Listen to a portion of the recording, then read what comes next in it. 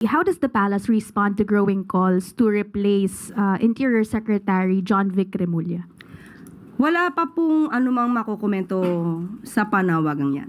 Hindi po ito napag-uusapan sa ngayon. Gaano po ka-satisfied ang Pangulo doon sa performance ng DILG, not only with the Senate fiasco last week, but also with wrong information about Zaldico's golden visa, Zaldico's Portuguese passport, the timeline for his arrest, as well as the supposed soon release of the Interpol? Medyo nagkasunod-sunod po kasi. Ano po yung pinapataw ng Pangulo? How does the President hold the Interior Department accountable for these gaffes?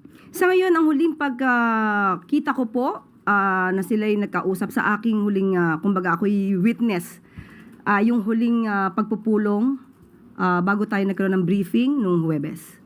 Wala po sa akin, personal po, ay wala naman po akong nakitaan na natanggal ang tiwala ng Pangulo kay Secretary John Vic Remulla.